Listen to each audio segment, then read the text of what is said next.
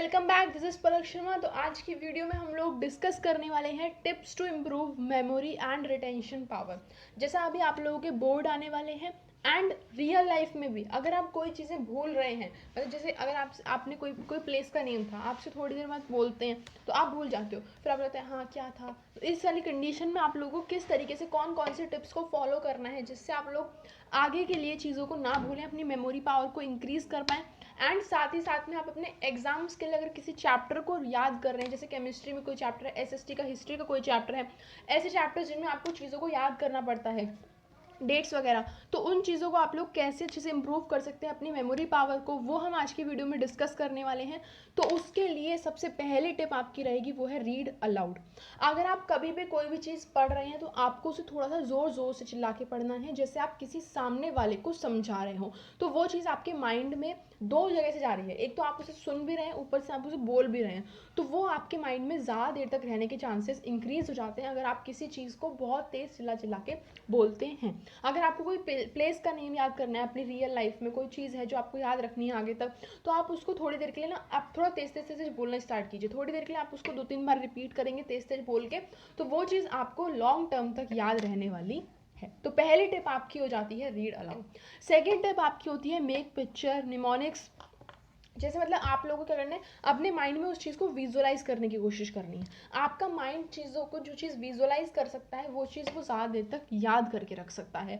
ठीक है, जैसे आप मतलब आपसे कोई भी आंसर है तो आप उसका छोटे छोटे नोट्स बना के जो है उसको विजुअलाइज कर लीजिए। अगर कोई बहुत बड़े स्टेप्स हैं तो आप उसके छोटे छोटे छोटे छोटे वर्ड्स को बना करके उसको याद कर सकते हैं। तो आपको क्या करना है, अपने माइंड में उस चीज़ को विजुअलाइज करने की कोशिश करनी। अगर आप कोई चीज़ रोज़मर्रा में भूल रहे हैं, जैसे आपसे किसी ने बोला कि आपको 2 किलो ये लेकर आना है, 3 किलो वो लेकर आना है, तो आप भूल गए, तो आपको क्या करना है, उस चीज़ को अपने दिमाग में विजुअलाइज कर लेना। अच्छा 2 किलो ये चीज़, 3 किलो ये चीज़, तो ये चीज़ आपको करनी है। इससे आप लोगों को चीज़ों भूलने के जो चांसेस हैं वो आपके कम हो जाते हैं। उसके बाद पढ़ाई में आपको क्या करना है, फोकस करना है सिर्फ और सिर्फ एक चीज़ पे एक बार में। आप लोग पढ़ रहे हैं और आपका फोकस किसी और चीज़ पे भी है, जैसे डे ड्रीमिंग सबसे तो कॉमन रहता है, आप लोग ये सोच में चले जाते हो कि हाँ आगे चल के ऐसे, आगे चल के वैसे, तो वो चीज़ नहीं करनी है। आपको एक टाइम पर एक ही चीज़ पे फोकस करना है एंड साथ में कोशिश इस चीज़ की ज़रूर करिएगा कि जब भी आप कोई चीज़ याद करने वाली कर रहे हैं, आपको मतलब ऐसा है कि आप बोर हो जाते हैं उस चीज़ से, तो आपको अपना फ़ोन बहुत दूर रखना है। क्योंकि अगर आप एक चीज़ से बोर होएंगे तो आप ज़रूरी है, मतलब ये चीज़ बहुत मतलब नेचुरल है कि आप दूसरी उस तरफ भागते हैं जहाँ पर आपको रियलिटी एस्केप होने वाली हो, तो आप क्या करते हो, फ़ोन की तरफ भागते हो। और फिर फ़ोन में तो आपको पता ही, स्क्रॉल करना स्टार्ट करेंगे तो फिर आपके तो टाइम 1-2 घंटे मतलब ऐसे ही निकल जाने होते हैं। तो आपको क्या करना है, एक चीज़ पे फोकस करना है, जितने भी डिस्ट्रैक्टिंग डिवाइसेस हैं उनको हटा देना है, अपने माइंड में से भी और अपने फिजिकल सराउंडिंग में से भी, जो मतलब सामने से भी और अपने माइंड में से जो आप चीज़ों को सोच रहे हैं, इररेलेवेंट चीज़ों को सोच रहे हैं, वो चीज़ हटा के आपको फोकस करना है एक चीज़ पे, तब आप उसे और अच्छे से लर्न कर पाएंगे। जो चीज़ आपको लर्न करनी है, जो चीज़ आपको याद रखनी है, उस पर पूरा अपना फुल अटेंशन, फुल फोकस आपको देना होता है। उसके बाद आपको शॉर्ट नोट्स लेना शुरू करना है। शॉर्ट नोट्स में आपको क्या करना है, जैसे मतलब आपको कोई बहुत बड़े बड़े आंसर है तो आप क्या करिए, छोटी छोटी चीज़ों को अंडरलाइन कर लीजिए, और फिर जब आप लास्ट में जाएंगे तो उस छोटी छोटी चीज़ों को आपको पढ़ना है, या आप उन छोटी छोटी चीज़ों को लिख लीजिए, है ना। या फिर आप अपनी कोई डायरी बना लीजिए जिसमें आप लोगों को कोई चीज़ इंपॉर्टेंट अगर आप भूल जाते हैं आसपास की, तो वो आप उस चीज़ पर लिख लीजिए जल्दी छोटा छोटा। ठीक है, तो ये सारी चीज़ें, शॉर्ट नोट्स आपको लेना बहुत इंपॉर्टेंट है। अगर आपके दिमाग में कोई अच्छा सा आइडिया आ रहा है किसी चीज़ के लिए, तो आप उसे अपनी उस डायरी में लिख लीजिए। एक छोटी सी डायरी आप लोगों को साथ में लेके चलनी है, और पढ़ाई के हिसाब से अगर आप कर रहे हैं तो अपनी पढ़ाई के छोटे छोटे नोट्स आप लोगों को अपनी कॉपी में बनाते हुए चलना है। उसके बाद रिवीजन वेरी इंपॉर्टेंट है।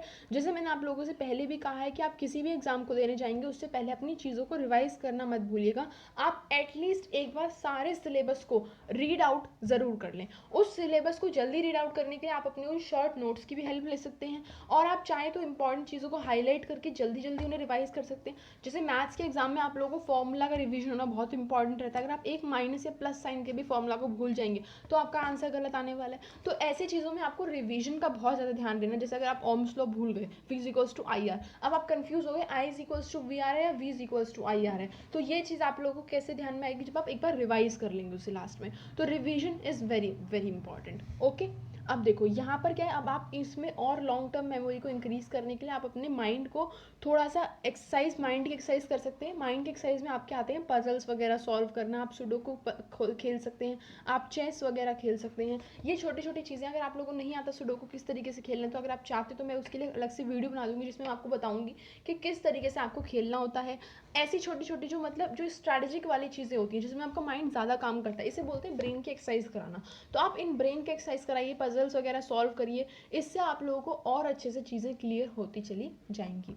अब आगे एक्सरसाइज रेगुलरली वेरी इंपॉर्टेंट है, क्योंकि इससे क्या होगा ना, जो ब्लड फ्लो है वो आपकी माइंड तक जाता है। ब्लड फ्लो की वजह से आपकी मेमोरी, आपकी रिटेंशन, आपका कॉन्सेंट्रेशन बहुत ज़्यादा इंक्रीज होता है। तो आप लोगों को कोशिश करनी है कि आप एक रेगुलर बेसिस पे एक्सरसाइज ज़रूर कर रहे हो, ठीक है। एक्सरसाइज करने से आपकी वैसे भी फ्लेक्सिबिलिटी बढ़ेगी, आपका अंदर से जो है एकदम मतलब स्ट्रांगनेस सी आएगी, वेलनेस मेंटेन रहेगी, कोई भी इलनेस आपको नहीं होगी।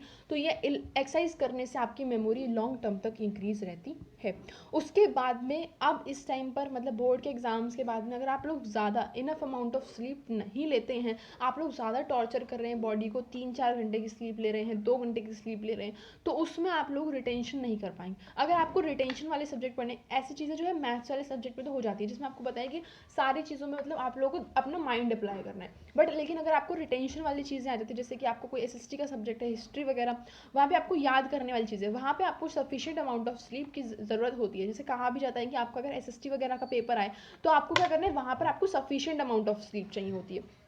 तो कोशिश करिए एटलीस्ट आप लोग 8 से 10 आवर्स की स्लीप, सॉरी 8 से 10 तो ज़्यादा जाएगा, 6 से 8 आवर्स की स्लीप आप लोग एटलीस्ट ले रहे हो, ये आप कोशिश करिएगा। एंड आपको नहीं समझ में आता अपने टाइम टेबल में से किस हिसाब से आप लोग ये स्लीप निकालें 8 आवर्स की, 10 आवर्स की, तो मैंने आप लोगों के लिए एक टाइम टेबल बनाया था जिसमें मैंने आप लोगों को बताया था 13 आवर्स की आप उसमें स्टडी कर रहे थे, 3 आवर्स का आपका ब्रेक था, 8 आवर्स की आपका स्लीप थी। वो टाइम टेबल आप लोग एक बार देख सकते हैं, उसकी वीडियो चैनल पर आ चुकी है, आपको लिंक डिस्क्रिप्शन बॉक्स में मिल जाएगा, आप उसे एक बार ज़रूर चेकआउट करिएगा। उसको देखने के बाद में आपको पता चल जाएगा किस तरीके से आप लोग 8 आवर्स की स्लीप ले सकते हैं। उसके बाद आप लोगों को अगर कोई चीज़ याद करनी है तो आप उसे किसी दूसरे को समझाओ। जैसे मैंने पहले टिप बोली थी रीड अलाउड, रीड अलाउड में क्या था, आप लोग तेज तेज बोल रहे थे बट सामने कोई था नहीं आपको समझाने वाला, ठीक है। या तो आप उसे शीशे में देख के बोल सकते हो, अपने आप को समझाओ, या आप क्या कर सकते हो, किसी अपने दूसरे फ्रेंड को समझाओ। उससे क्या होगा, उस फ्रेंड की भी हेल्प हो जाएगी अगर उसे नहीं समझ में आ रही है वो चीज़, और साथ में आपकी भी हेल्प हो जाएगी, आपको वो चीज़ और अच्छे से क्लियर रहेगी, आपको वो चीज़ ज़्यादा लंबे टाइम तक वो चीज़ याद रहेगी। तो आपको करना है अपने आसपास कोई ऐसा फ्रेंड ढूंढना जो समझने के लिए एकदम रेडी हो, जिसको वो चीज़ समझनी हो, सामने वाले वो आपको फुल अटेंशन दे सके समझने में, आपको डिस्टर्ब ना करे। अगर आप उसे समझा रहे हो तो ज़्यादा वो हंसे वसे ना, डिस्टर्ब ना करे आपको। तो आपको एक ऐसा फ्रेंड ढूंढना है और फिर उसको अपनी सारी जो भी मतलब आपकी जो भी चैप्टर है, जो भी क्वेश्चन है, वो आप उसे समझाओ। तो आपको वो चैप्टर और क्वेश्चन ज़्यादा देर तक याद रहने के चांसेस जो है बढ़ जाते हैं। साथ में आप लोग मेडिटेशन, योगिक आसन्स, इन सबको भी ट्राई कर सकते हैं, ये भी आप लोगों के लिए बहुत ही यूजफुल रहेंगे लॉन्ग टर्म तक के लिए। टिल देन आई होप कि ये जो चीज़ें मैंने जो टिप्स आपको बताई मेमोरी इंप्रूव करने के लिए, वो आप लोगों को अच्छे से समझ में आई होंगी। सबसे बेसिक टिप जो मैंने आप लोगों को बताई थी वो यही था कि आपको तेज तेज बोल बोल के पढ़ना है। अगर आप किसी चीज़ को याद कर रहे हो, रिविजन बहुत इंपॉर्टेंट है, जितने भी इंपॉर्टेंट पॉइंट्स हैं उनको आप हाईलाइट करिए, उनका शॉर्ट नोट्स बनाइए, माइंड में विजुलाइज करने की कोशिश करिए, एक चीज़ पे एक बार में फोकस करिए। लॉन्ग टर्म के लिए आप लोग मेडिटेशन ट्राई कीजिए, पजल्स वगैरह सॉल्व करना ट्राई कीजिए, एक्सरसाइज करना ट्राई कीजिए, सफिशिएंट अमाउंट ऑफ स्लीप लीजिए, अपनी बॉडी को ज़्यादा टॉर्चर मत करिए। टिल देन आई होप कि वीडियो आप लोगों को समझ में आया होगा, वीडियो में जितनी भी टिप्स थी वो आप लोगों को अच्छी लगी होंगी। अगर आप लोग वीडियो की टिप्स अच्छी लगती है तो वीडियो को लाइक, शेयर एंड चैनल को सब्सक्राइब जरूर करिएगा। आप लोगों को कौन सी टिप सबसे अच्छी लगी वो आप मुझे कमेंट सेक्शन में बताइएगा। अगर आप लोगों को कोई और टिप ऐड करना चाहते हैं तो वो भी आप कमेंट सेक्शन में कर सकते हैं। एंड सब्सक्राइब करने के बाद बेल आइकन पर ऑल जरूर प्रेस कर दीजिएगा, जिससे आप लोगों के सारे ही लेक्चर्स का नोटिफिकेशन टाइमली मिलता रहे। अभी आप लोगों के लिए ऐसी बहुत ज़्यादा अमेजिंग वीडियोस प्लान्ड अप है, पूरे 30 डेज में आप लोगों के साथ हूँ एंड आप लोगों के लिए बहुत अमेजिंग वीडियोस लेकर के आ रही हूँ। तो आप लोगों को चैनल को सब्सक्राइब करके ऑल आइकन पर प्रेस जरूर कर देना है, जिससे आप लोगों को कोई भी लेक्चर मिस ना हो रहा हो। And I want to thank all of you guys that we have crossed 1.11k subscribers. Thank you so much for all of your love and support guys. इसी तरीके से आप लोग सपोर्ट करिए, हमारे जल्दी से 2k सब्सक्राइबर्स भी क्रॉस होने वाले। Thank you so much for all of your love and support. Thank you so much for so lovely comments and showering blessings on us. Thank you so much for everything that you guys have given to me. Thank you so much for watching the lecture to the end. Till then, take care, bye bye. I'll meet you in the next video. Bye bye.